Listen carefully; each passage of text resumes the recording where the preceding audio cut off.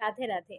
Mahabharat day 20 में आप सबका स्वागत है। डे 19 तक हमें इतना पता चला था, हिडिंबा के साथ भीम का विवाह में हमारी माता कुंती राजी हो जाते, तो उनकी राजी के साथ इन दोनों के विवाह भी हो जाते। विवाह के पश्चात यह चार भाई भीम को छोड़ के उनकी माता के साथ, मतलब भीम को हिडिंबा के पास छोड़ के आते हैं उनकी माँ, और ये चारों भाई युधिष्ठिर, अर्जुन, नकुल, सहदेव कुंती माता के साथ वापस आते हैं। मतलब वो वन छोड़ के आ जाते। तो कहाँ आते, एक चक्र नगरी बोल के एक नगरी में, उधर एक ब्राह्मण परिवार के साथ वो लोग रहना शुरू करते। तो ब्राह्मण परिवार में उनकी पुत्र, उनकी पत्नी और ब्राह्मण थे। अभी वो और ये चारों भाई भी उनके पास आके रहना शुरू करते थे, और भिक्षा वगैरह लेके आके, थोड़ा बहुत पूजा पाठ करके जो भी मिलता है वो लेके आके इन लोगों के साथ खाना, मतलब कुछ खाना भी तो चाहिए ना, ऐसे भोजन ग्रहण करते थे। फिर वो नगरी में क्या होता है, एक बकासुर नाम का एक असुर रहता था। वो बकासुर इसमें रहते थे, आपके गुफा पे रहते थे।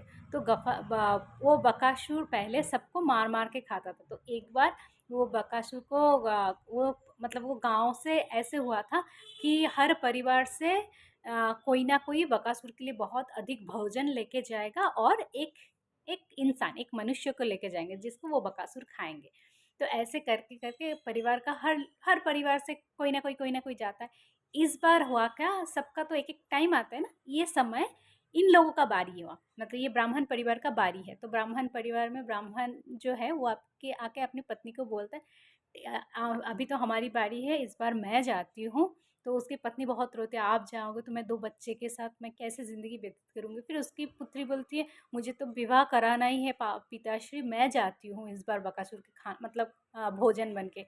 तो बोलते हैं ऐसे करके सब तो फिर उसका पुत्र छोटे रहते, वो बोलते हैं मैं घर का पुत्र हूँ, मुझे जाना है, मैं जा रही हूँ पिताश्री। तो फिर उसकी पत्नी बोलते हैं कि आप चले जाओ, मतलब उसके पति को बोलते हैं अगर आप जाओगे तो मैं ये दो बच्चे को बड़ा कैसे करूँगी, उससे अच्छा मैं जाती हूँ। तो फिर उसके पति बोलते हैं तुम जाओगे, दो बच्चे को मैं कैसे बड़ा करूँगी। ये सब बात चलता है, कुंती आके वो सुनते हैं। फिर कुंती को पता चलता है कि यही एक चक्र नगरी में एक गुफा में एक असुर रहते जिसका नाम बकासुर है। उसके लिए हर परिवार से कोई ना कोई भोजन बन के उनके लिए जाते। अगर कोई नहीं जाएगा तो बकासुर गुफा से निकल के वो पूरा नगरी को खाली कर देंगे, मतलब सबको मार देंगे। तो कुंती ये सुन के बोलते हैं ठीक है। वो कुंती सुन के, कुंती को भी मतलब वो सुन के बोलता है कि ये मैं अभी आप लोगों के इधर आई हूँ, आप लोगों के इधर घर पे अतिथि बन के आई हूँ। अतिथि का मतलब ये नहीं है कि मैं अतिथि हूँ, परिवार में अगर कोई भी समस्या हुआ है वो भागीदार हम सब है। और ये ही बातचीत चलता है। उसी क्षण क्या होता है, उधर हमारी हिडिंबा के घर पे पुत्र संतान होते हैं। पुत्र संतान होते हैं तो हिडिंबा को और दिखाता है भीम के गोद में हिडिंबा ने उतने संतान को देते, वो संतान का नाम देता है घटोत्कच। तो हिडिंबा बोलता है कि अभी तो मेरा पुत्र संतान हो चुका है, मैं आपको और नहीं रोक सकती, अभी आप जा सकते हो। तो भीम मतलब बच्चे को, पहली बच्चा हुआ है अभी, एकदम नवजात शिशु, तो उसको छोड़ के बोलते हैं ठीक है। मतलब उसने तो वचन दिया था ना, हिडिंबा ने वचन वचन दिया था कुंती को, जैसे पुत्र संतान होगा आपके पुत्र आपके पास वापस जाएंगे। तो बोलते मैं तो वचन दिया था माई को, आपको तो जाना ही पड़ेगा। तो भीम आँख के अश्रु के साथ उन लोगों को विदाई करके फिर एक चक्री नगरी में वापस आते, और आके जैसे घर, मतलब वो गृह में प्रवेश कर रहा है, तब उसको अपनी माता के साथ वो ब्राह्मण परिवार की ये बातें सुनाई को देता है। तो भीम पूछता है क्या हुआ है, तो भीम को सब सुन के भीम बोलते हैं ठीक है, मैं तो फिर जाऊंगी इस बार बकासुर का भोजन बन के। तो ब्राह्मण बोलते नहीं आप लोग अतिथि हो कैसे। तो कुंती माता बोलते हैं मैंने बोला ना, अतिथि का मतलब हम भी परिवार का एक सदस्य ही है, विपत आएगा तो सबका भाग है, अच्छा फल आएगा तो सबके भाग है।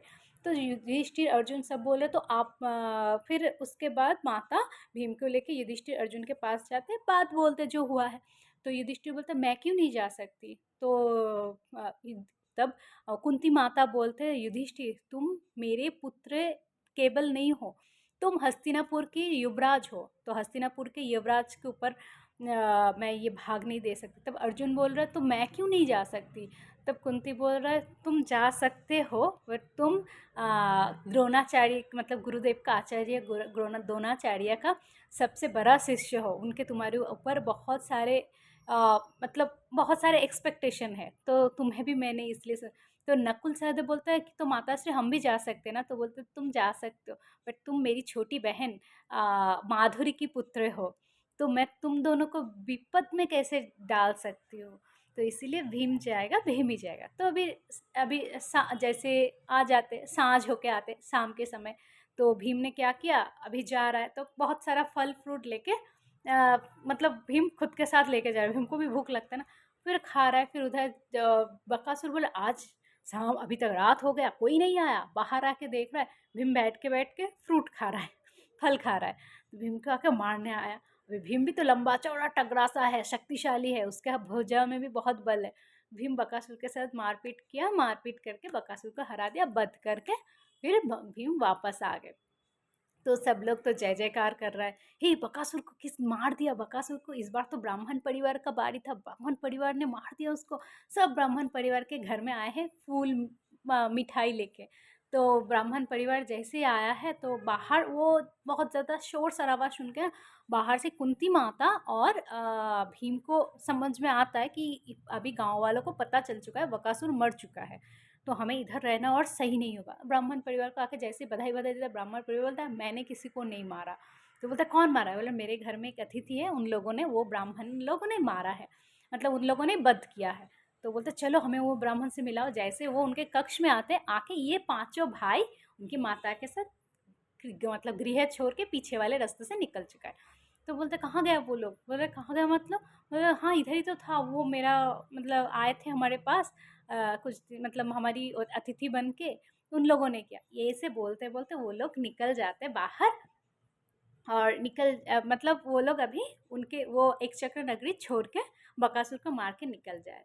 अभी क्या हुआ, हमारी जो ध्रुपद है, जो काम्पल्य नगरी की जो राजा थे ध्रुपद, जिस द्रोणाचार्य का जो मित्र था बहुत अच्छा, द्रोणाचार्य जिसको हमारी अर्जुन ने हराया था गुरुदक्षिणा का नाम पे, जो द्रोणाचार्य और ध्रुपद बहुत अच्छे दोस्त थे, द्रोणाचार्य का अपमान किया था। वो ध्रुपद क्या करती है, उनकी आधा राज्य जाने के गुस्से में, क्रोध में, उन्होंने क्या किया, अपने उसने उनके एरिया में जितने भी साधु संत थे सबको बुलाया।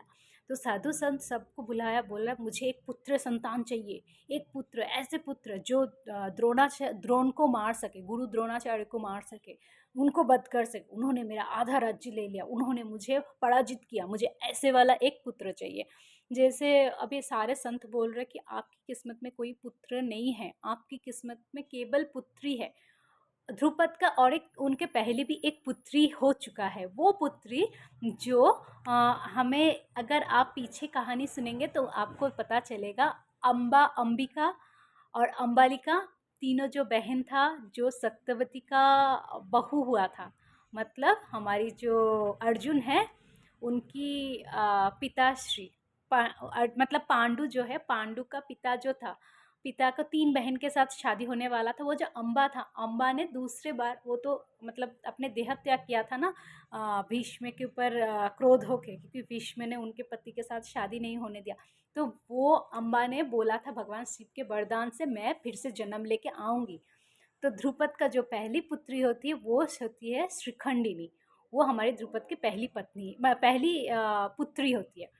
तो ध्रुपद को पहली पुत्री होती है। तो उनके अभी जैसे वो ध्रुपद ने सारे इसको लेके आया, सारे साधु संत को लेकर, सब ने बोल रहा है कि आपकी किस्मत में कोई पुत्र है ही नहीं, आपकी किस्मत में पुत्री है। तब उसमें से एक साधु बोलते कि मेरा भाता है यज, आप यज के पास जाओ, यज तपस्या करके शायद एक पुत्र जन्म, मतलब तपस्या करने के उसका पुत्र स्वरूप यज्ञ से आपको शायद पुत्र मिल सकता है, आप एक बार मेरे भ्राता के पास जाओ। तब ध्रुपद क्या करते, उनके पास जाते, उनके भाई के, मतलब भाई के पास जाते हैं, वो साधु को जो संत है उनके भाई के पास। तो यश बोलते हाँ आपकी किस्मत में एक पुत्र मैं जन्म दे सकती हूँ, बट उसके वजह से आपको एक पुत्री का भी ग्रहण करना होगा, एक पुत्र आपको ने केवल नहीं मिल सकता, आपको एक पुत्री भी लेना होगा। बोलते मेरा एक पुत्री है, ये जो श्रीखंडिनी, जो अम्बा आया है हमारी पितामह भीष्म के मृत्यु के कारण बन के, उसने दूसरी जन्म लेके आया है, मुझे और एक पुत्री नहीं चाहिए। बोले पुत्री तो आपको लेना ही होगा, पुत्री नहीं लेंगे तो आपको पुत्र भी मैं नहीं दे, मतलब नहीं होगा, यज्ञ से नहीं आएंगे। तो ध्रुपद एक्सेप्ट करते हैं, एक्सेप्टेंस के अभी ध्रुपद जैसे एक्सेप्ट करते हैं उस टाइम द्रुपद गुस्से में रहते हैं, बट उसी टाइम भी वो उसने जब युग होता है ना, उसको पहले बोलते आप एक पुत्र को क्या क्या चाहिए, बोले मेरी पुत्र इतना बलवान हो, ऐसे वृद्धि हो, पिता का सम्मान करे, पूरा सारा राजसभा का सम्मान करे, सबका मन की भांति हो, और बहुत बलवान शक्तिशाली हो जो द्रोणाचार्य को मार सके, ऐसे पुत्र चाहिए। तो यज्ञ से वो ऐसे पुत्र आते जिसका नाम होता है दृष्टितुम। अभी फिर दूसरे वाले पुत्री बोले आपकी पुत्री कैसे चाहिए, बोले मुझे तो पुत्री नहीं चाहिए, आप लोग जबरदस्ती मुझे पुत्री दे रहे हो, मेरे पास एक पुत्री है, श्रीखंडिनी आई है प्रतिशोध लेने के लिए। श्रीखंड मतलब वो श्रीखंडिनी अम्बा था जो प्रतिशोध लेने के लिए अपने मतलब मृत्यु को वरण करके फिर से दूसरी बार जन्म लिया है, इच्छा मृत्यु लेके उसने दूसरी बार जन्म लिया। तो बोल रहे तो पर आपको लेना ही होगा, एक पुत्र हो गया, अब पुत्री के आपके मतलब भाग्य में पुत्री है। तो तब बोलते ठीक है।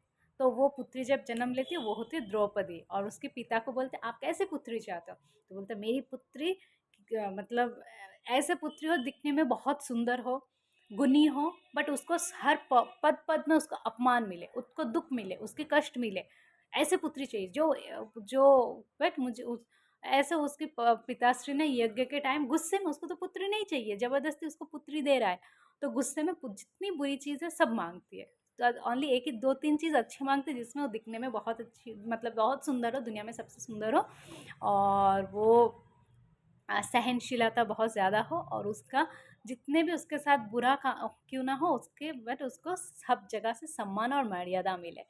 तो यही पृथ्वी आग से जन्म लेती है, दो एक पुत्र धृष्टद्युम्न और द्रौपदी। तो अभी द्रौपदी जन्म लेने के बाद, द्रौपदी तो बचपन नहीं देखा, वो बड़ी होके आई है। तो जन्म लेने के बाद अभी द्रौपदी की फिर उसके पिता ने उसको बहुत मतलब वो उसको बोलती पिताश्री, जन्म लेने के बाद पुत्र जब प्रणाम करने आते द्रुपद को वो एक्सेप्ट करती है, पुत्री जब प्रणाम करने आता है तो पुत्री को बहुत अपमान करते हैं। तब पुत्री बोलती है, वो बुरा लगता है सुन के, पुत्री आत्महत्या करने के लिए पानी के तरफ जाते हैं। तो तब कृष्ण आता है, कृष्ण आके उसको बोलते क्या करने जा रहे हो, तो बोलते हैं कि मेरे पिता मुझे नहीं चाहते, भगवान ने ज़बरदस्ती उनकी किस्मत में मुझे दिया है। बोले तो फिर, तो बोलता है मैं आत्महत्या कर जा रहे हो, तो बोला है हाँ। तो बोलते करो करो। तो ऐसे करके द्रौपदी, और फिर द्रौपदी के सारे दिल मन की बात सुनते, सुन के बोलते ऐसे मत करो। फिर द्रौपदी और हमारे कृष्ण जी द्रौपदी को समझाते और वापस लेके आते हैं उनकी नगरी में, मतलब उनके पिता के नगरी में, और तब कृष्ण और द्रौपदी का अच्छा मित्रता बन जाता है। ऐसे करके कृष्ण और द्रौपदी बहुत अच्छे मित्र बनते हैं। तो उसके बाद क्या होता है, जैसे उन दोनों अभी क्या हुआ, द्रौपदी के बारे में द्रुपद को भी समझाता है, आपकी पुत्री है, आप नहीं मानोगे तो कौन मानेगा, बहुत सब कुछ समझाने के बाद द्रुपद भी समझते अब इस पुत्री का लिए हमें स्वयंवर सभा का आयोजन कर रहा है द्रुपद। अभी स्वयंवर सभा में ऐसे ऐसे तो कैसे उसको चाहिए, मतलब ऐसे एक स्वयंवर सभा में जैसे आयोजन कर रहा है, तो सबको न्योता भेजा है, सारे राज्यों में न्योता भेजा है। तो ऐसे न्योता जाते हैं हमारी हस्तिनापुर में भी। हस्तिनापुर में अभी कौन है, जो दुर्योधन है, बट न्योता जाता है एक्चुअली हस्तिनापुर के युवराज के लिए। हस्तिनापुर में कोई युवराज है ही नहीं, युवराज तो था हमारे युधिष्ठिर, बट वो लोग तो वार्णव्रत में जलाने के बाद वो लोग तो और घर ही वापस नहीं आए, वन में घूम रहा है। तो आज के लिए इतना ही। अभी देखते द्रौपदी का स्वयंवर में क्या होता है, नेक्स्ट डे एपिसोड में बताते हैं। राधे राधे, जय श्री कृष्ण।